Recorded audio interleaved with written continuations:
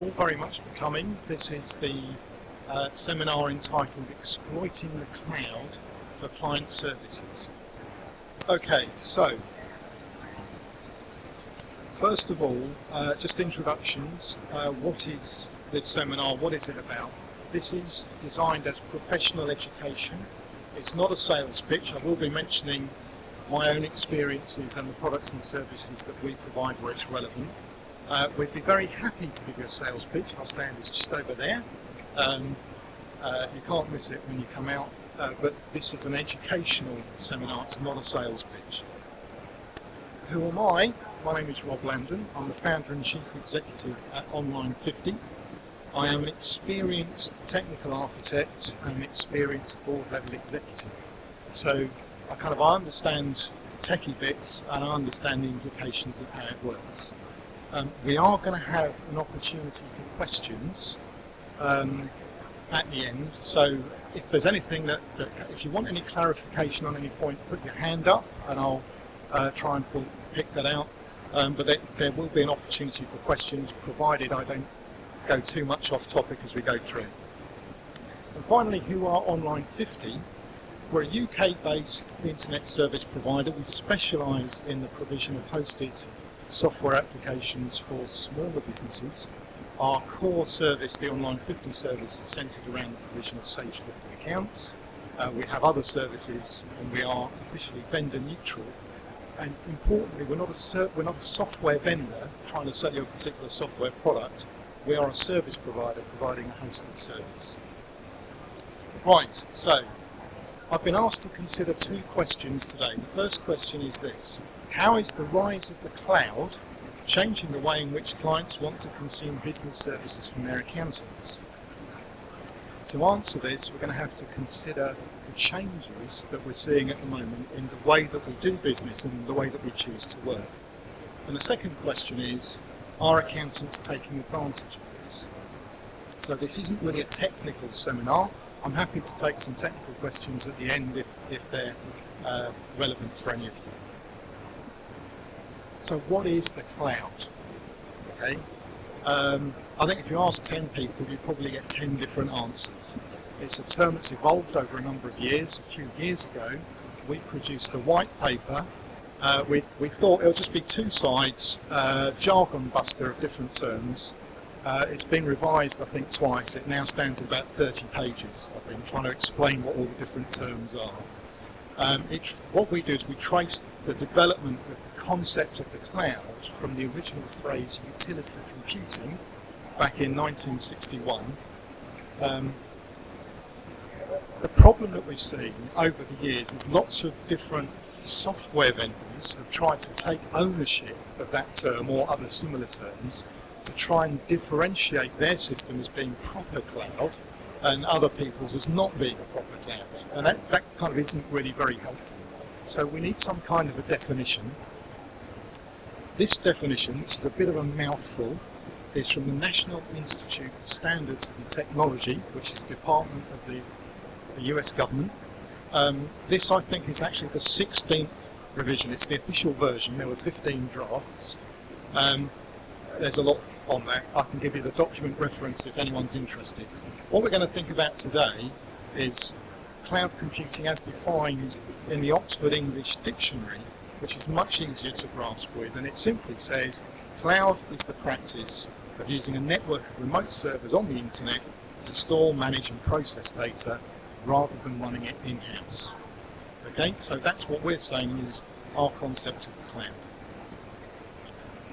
Okay, when we're considering changes, we're looking at what are the changes that are changing the way in which people want to consume services. There's two dimensions we're looking at first. The first dimension is technological change, and the second one, which is linked to it, is social change. As I'm sure you're all aware, we've seen rapid changes both in technology and in society over the last, well, increasingly, but certainly over the last 50 years. The last 10 years, there seems to have been more change than there was before that, etc. But the third change we're going to consider, which is really driven by these two, is commercial changes. How is the way we're doing business changing? Now I think this is linked to the first two. In other times in history, I think commercial change has driven societal and technological changes, but I think it's being led by the technology and social changes.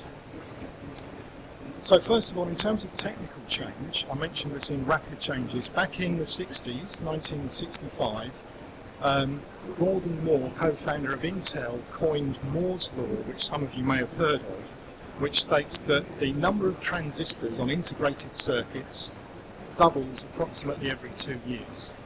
Now, since 1965, that has continued to be true. Partly, that's because they now use it to set R&D targets, so it's kind of self-fulfilling.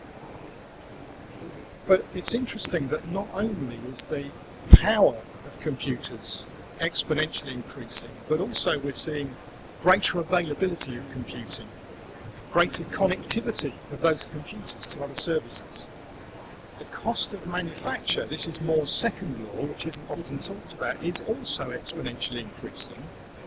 But because of the size of the market also continually increasing, we haven't yet seen significant rises in the cost of computing power. In fact, in terms of cost per unit of oomph, whatever the official unit of computing power is, we're seeing prices fall very dramatically as things become more and more powerful. Just to illustrate this, I actually saw one of these many years ago when I was a student studying physics. I worked for a firm of economists. They did a lot of work for the World Bank and they had one of these. It was kind of a technological highlight. Next to the original iPhone from 2007, it doesn't look very impressive anymore. Okay? So when we look back, or our children look back in 15 years of what we have today, what will they be looking at? What comparisons will they be making? Okay, we're going to think about social change. I think the biggest social change we're seeing in our workplace is increasing levels of education. Now, I've been a school governor before, I've been a chair of governors in a school before, and I think quite often we complain education isn't what it should be. But we can't deny that we've got even more people in tertiary education than we've ever had before. We're also seeing that our working patterns have changed significantly. Part-time work and job sharing is much more common even in professional posts where it used to be unheard of. But we now have professionals who will be on a job share or on a part-time contract. Also, we expect to be doing business with a much broader set of people than before. Our boundaries are changing, but boundaries based on location, trading across borders, time zone, the ability to sell goods and services online. All of this is making the set of people that we are expecting to interact with on a daily basis ever increasing. I've lost the mouse. Okay, the Google generation. Now this is a term some of you may have heard. What this is referring to is the fact that for lots of people, when they hit tertiary education, so they're kind of the final stages of their education, going to university or whatever, their experience of doing research is to go to a search engine like Google, find a resource, skim read it. If it's not what they want, throw it away and get another one. And that's very different from those of us who used to have to go to the library, find books, carry them around. You'd spend time carefully reading the books once you've found a book that will do what you want. People don't do that anymore.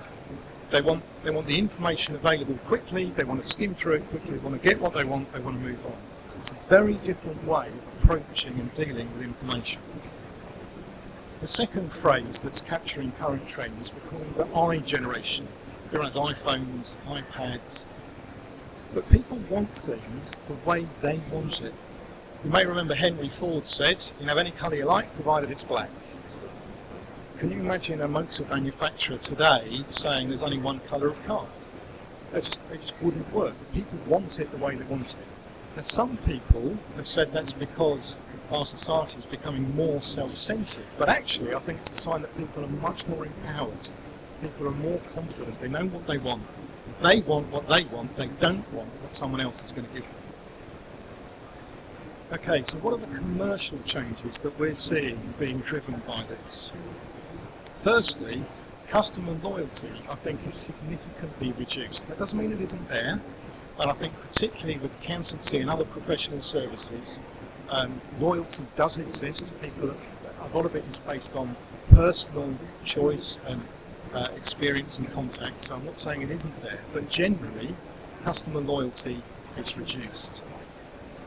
As always, there's a drive to increase efficiency. We've always seen that, but it's more at the forefront of people's minds today, I believe, than it was historically. Also, we're seeing increased globalisation. Okay, now we tend to think of globalisation as big manufacturers outsourcing low-skilled manufacturing jobs into the developing world. Now that is one instance of globalisation. But even for small companies, you can go on elance.com and you can say, I have this contract that I need done, and you can find somebody somewhere else in the world with skills and experience who will do that job for you on a job-by-job basis. Even micro one-man bands, micro businesses, can now leverage globalisation in their business. We're also seeing considerable legislative changes as legislators try to keep pace with changes in technology and society. I won't comment on it, but earlier this week there was a ruling in the European Court about Google having to remove search results. This is an instance of legislation trying to keep pace with the technological and social changes that we'll see. We're also seeing revenue models changing. More and more people are looking for continuous service contracts rather than an initial upfront sell. It's interesting, isn't it? Or if you look at things like Facebook and their valuation that they were able to realise without having any revenue at all, and yet they've got a colossal valuation on the markets. How does that work? It's confusing sometimes, but we're in a different world, a different way of doing business. So what does this mean for the way in which people are choosing to consume professional services? Well, I think the first thing is clients are even less interested than they ever were in compliance. Now, were clients ever interested in compliance? If you ask the 2020 group, somebody may have been to some of their seminars, they say, no one's ever interested in compliance. The reality is people know they need compliance, they want it done professionally, they want it done to a proper standard, but they're not that interested in it. I think also clients are much more likely to put their own determination of value on the services that you're providing, rather than simply accepting it's an hourly rate with so many hours we want you to pay. Now that doesn't mean they won't pay. Some of them might have a discussion around that, but they won't consider it good value. If they don't consider it good value, then they're likely to look elsewhere. We mentioned already outsourcing, e-sourcing, so using places like Elance to globally outsource different services that they're consuming. And I think clients are becoming more demanding over the work that they want, particularly over timescales, convenience and value. So in our business, we have a city-based firm of accountants that does our work for us. They work in a traditional city-based firm way. We get really frustrated. Not because we want anything special, but because, for example, we file full accounts. They always prepare abbreviated accounts, always, and we have to tell them to redo it. We want to publish our accounts quickly. They always prepare them intentionally to go out at the last minute. I mean, it's just, there's a different mindset that's in there, and yeah, I mean, every client will have their own stories to tell about what's good and bad about their own account. They're still our accountants, by the way. So let's think about how the cloud, that's what the question we're supposed to answer, how does the cloud fit into this changing landscape? Okay, well first of all, obviously, the cloud reduces geographical boundaries. Because everything's online, provided you can get online, then you can get there. Now, it doesn't remove geographical boundaries. Clients should be concerned about the jurisdiction in particular that their data and services are provided in, and the people that are providing those. They may not care about that, of course, but they should care. So geographical boundaries are reduced. Time zone boundaries are also reduced. Now obviously if you want to have a telephone call, you want that to be at a convenient time. But other than that, you don't mind when someone is doing work, provided it's done.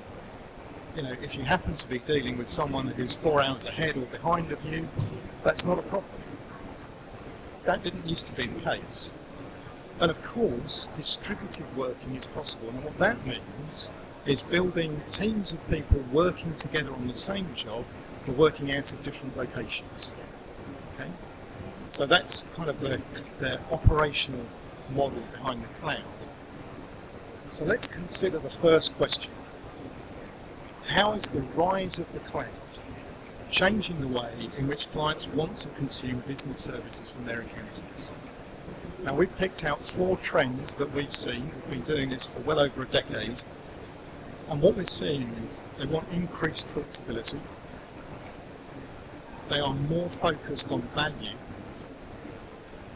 Typically, they want different services to the traditional services they've been offered. And also, they're prepared to look around more. Now, you know, that doesn't remove the fact that they want an accountant who's local, they want someone they know, they want someone they trust, but they are prepared to look around more.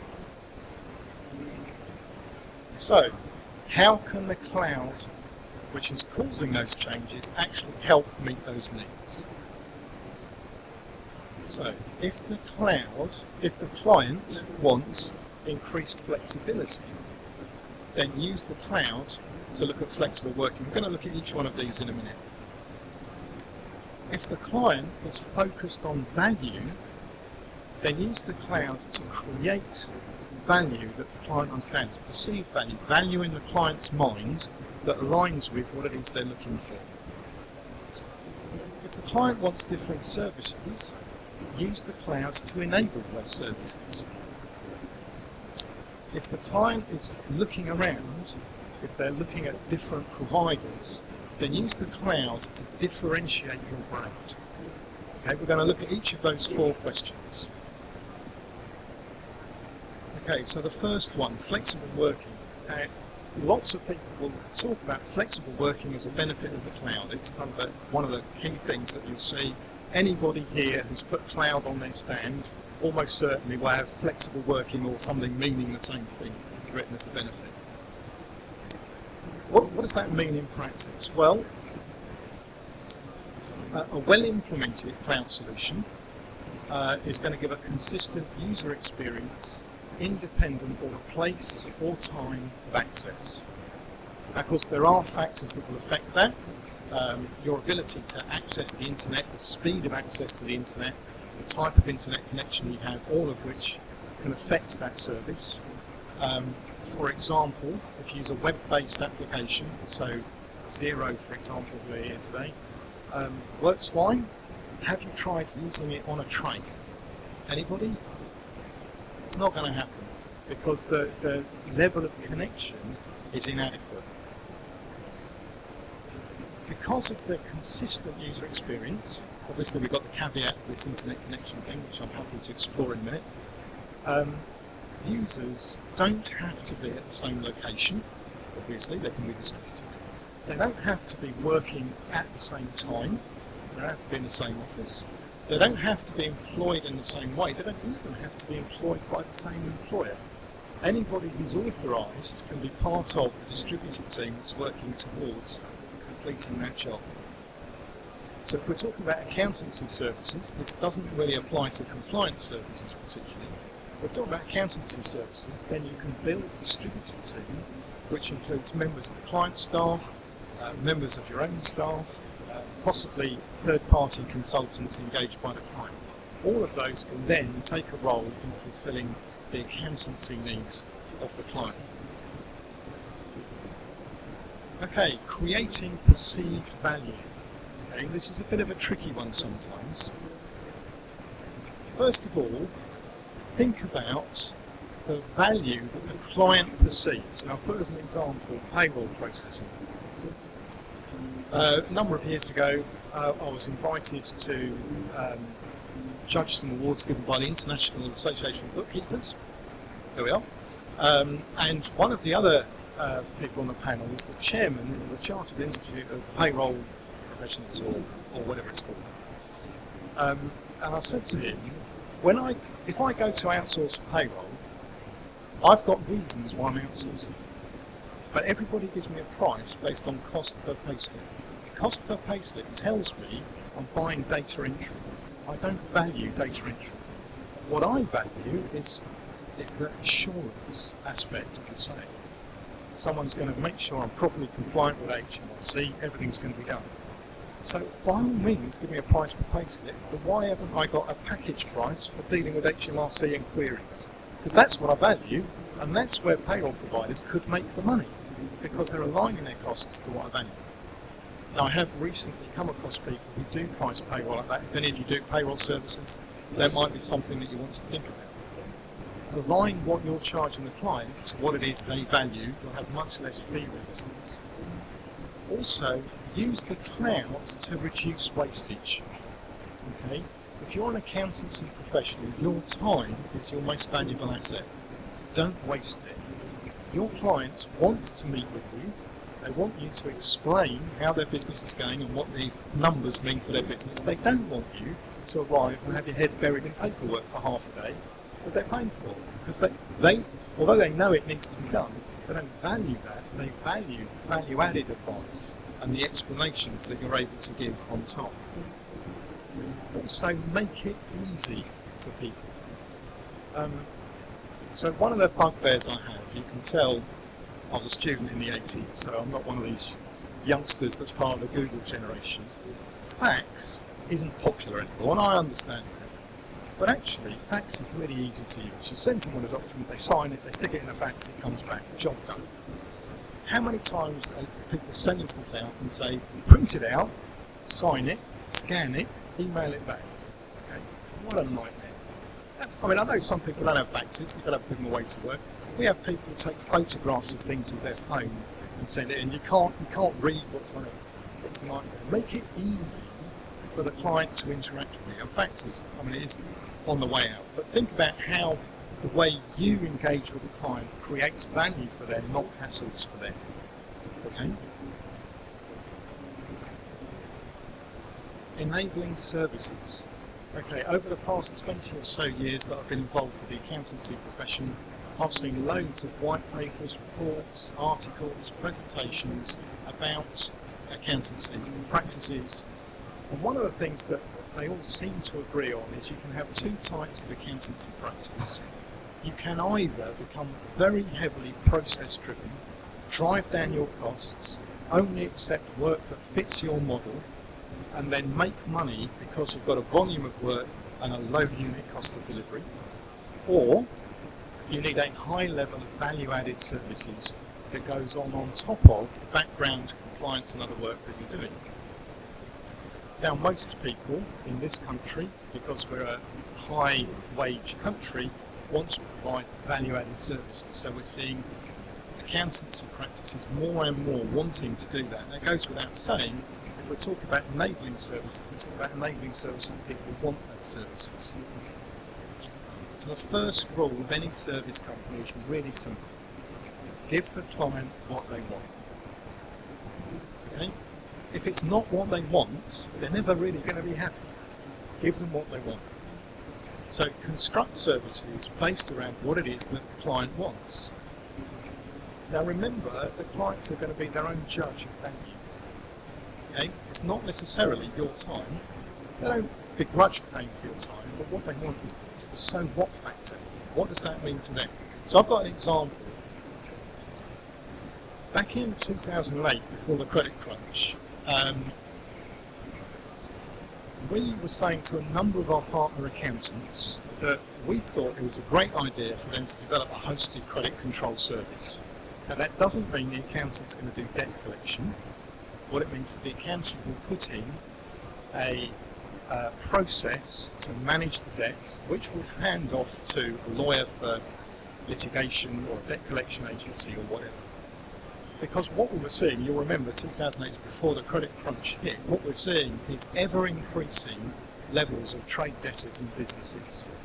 And what we were saying to the accountant is, look, you can get an office junior to run the credit control process. It's really cheap to do the service. But what the client will see is that over a period of time, you've reduced their debts, depending on the size of the client, maybe by £3 million. There's £3 million of extra capital in their business, which they're going to value, and it's going to cost you virtually nothing to do it once you've got it set up. I remember very vividly, I won't mention the firm, but I went to see one partner firm, I explained it, I had a business outsourcing manager, and he said, I like it. He said, we can do it. He said, but the partners won't do it because they'll say it isn't professional. So I haven't had the opportunity to go to any of their clients that went bust when the credit crunch hit and ask them if they thought it would have been professional. But I'm fairly certain that the clients would say, yes, of course, we would have welcomed the accountant helping us with managing cash flow because we didn't have time. We were growing like crazy. You remember what it was like? We were growing like crazy. We were taking orders. Finance was easy to get. We just took finance. We didn't worry too much, and then we got hit. So many businesses went under when they didn't need to. Everyone's on top of credit control now. What are the services that you can provide that create value in the eyes of your client? That are the services they want rather than the compliance services they don't value. Okay, differentiating the brand. If your clients are looking around, why are they going to choose you? Okay, this isn't a brand seminar, but one of the things you need to think about is what is it that you're really good at? What are the key things that people are going to get from you that are going to be better than things they'll get from other people? So identify the core values of your brand and then think, can we support that with the cloud? Now maybe you can't because it will depend on what those values are. But for example, if you say we're going to be really responsive to you, there are a number of things that you can do. And one of those is looking at how you use the cloud to exchange information with your clients, to collaborate with your clients, because that's part of being a responsive practice. So you need to think about what are the brand values. Does cloud fit with that? And if it does, shouldn't that be part of how you're presenting your brand image? Okay. So when we're considering how the cloud is helping accountants to take advantage of the different ways in which clients want to consume professional services, we've got to consider the role of online accounting software. There's lots of online accounting software providers here today. One of the things that I'm struck by is how few people have grasped this really basic truth. Online accounting software isn't just a different way of buying and owning and using accounting software. It's a different way of working that empowers the client and the accountant. And that's actually really important when you're thinking about how you deliver services to your clients. I was speaking with one of the Sage 1 people from the Sage stand earlier, and we were talking about a number of things. And I pointed out that for a lot of the online-only software solutions that are out there, there's obviously benefit, the online benefit's obviously there because it's online, but actually they're built that way, not for the client's benefit, not for the accountant's benefit, but for the software vendor's benefit. And he was bold as brass and said, yes, that's absolutely wrong. But I challenged him, and I said, in the new economy, which is all about service, that Sage keeps talking about subscriptions, it's all about service, it's all about being paid for the value add. Doesn't it make more sense to do what's right for the client? Build long-term client value? Now, I don't know if any of the software vendors will think about what is right for clients and whether their model is the right model for clients. There's nothing wrong with online software providers here. I'm not saying that. I'm just saying that nobody talks about all the benefits the software vendors get from engaging in a commercial model that is online only. Okay, we're going to look at some research that's been done. Some of you will see this. I don't have these on the slides, but if anyone is interested, I can send over links to the original research data. Intuit, who are here, back in 2003, were looking at the role of accountants being online, how their clients would engage with it. They found 88% of UK's small and medium businesses demand cloud-based services from their accountant. 58% are willing to pay for it. One of the things that has always puzzled me over the years is people often come to saying, but you have an online solution, isn't it free? I think, well, I have to feed my family too. When you're using an online service, you're actually paying for software and hosting. Why would you expect it to be cheaper than just software? But people do. It's an interesting dilemma. 61% of accountants think their clients would like cloud-based accounting, 37% are already using it, 82% of SMBs expect their accountants to be more proactive in developing value-added services. Sage did a remote working white paper back in June, just as the Olympics was breaking, and they're talking about remote working, particularly in finance functions, and a total of 61% said there was a level of remote working for finance professionals, and there's a growing trend to support home working. Now, those being able to work anywhere is one of the benefits, obviously, of cloud. It interests me that both of those pieces of research are sponsored by people who are providing traditional desktop small business software. They're accounting software vendors who are under increasing pressure from online-only alternatives. One of the reasons I find it amusing is because we were kind of the first in the market back in 2001 to realise the benefits of cloud-based accountancy services rather than web-based software. Web-based software has been around for a while in different guises. So I'm going to talk a little bit about the aspects of our online accountancy service which are designed to support the delivery of accountancy services via the cloud. So the first thing to say is the service is designed at the outset for delivering accountancy services. It's not designed for selling an application. Over the years, a lot of people have thought we are Sage. We're not Sage, we're independent from Sage. Officially, we're vendor neutral. The reality is, in a hosted software market, which is what we're addressing, for the size of business that really values working with their accountant, again, the kind of outsourced accountancy services we're talking about, they're running Sage 50. They were in 2001, most of them still are, and that doesn't mean there aren't alternatives that you can also use.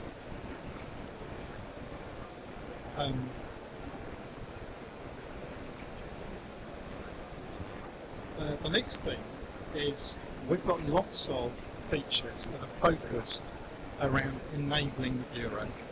So some of those are things that we've developed. We've done a lot of work down at the sort of system level. There's bits of Windows kernel code that we've developed to make everything work properly. All of that's invisible to the user, but all that work has been done to make sure that there's a smooth delivery. We also work with other software vendors. One of the products we're particularly excited about is a product called DocLink, a really great tool if you're a distributed team working on accounts. It allows you to attach any electronic files, including scanned copies of documents, directly to the Sage transactions. So in Sage, just hold down a Control-P click, there are all the documents.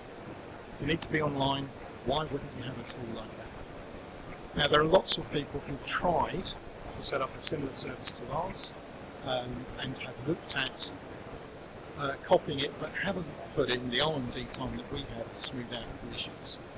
Now, I did run round quickly. This isn't the sales pitch. I did run around quickly beforehand and ask people about some questions. So I'm going to try and pull out a couple of those now. One of the questions we had was speed. Now, one of the issues with speed is not all internet connections are the same. Remember we mentioned earlier, you try using it on the train, chances are it's not going to work. So what is it that you need to work online with your internet connection? Now, most internet service providers that you go to, they'll tell you, if you think of the connections being a pipe carrying data instead of water, they'll tell you how much data can go through the pipe. Okay, so it is 8 meg, it's 24 meg, it's 120 meg. That's the fatness of the pipe. What they don't tell you is how long it takes data to get from one end of the pipe to the other. Okay, the length of the pipe or the latency. Now, a lot of the time that is outside the individual provider's control. Now, for the kind of service that we offer, where the software is remote from the user, we don't need to transfer a lot of data. There's minimum amounts of data being transferred because all the data and all the software exists on our servers, but the user needs to get updated with screen updates, their key presses need to go up. So we need a short pipe, not a fat pipe. If you're using a web application, often there are lots of downloads to the web browser for each page. The page that we download the particular data you want to work on. There are ways of optimising that, but typically a web application A needs a fatter pipe, and B is more likely to give you delays because there's typically 50 or 60 different interactions with the server to get each page.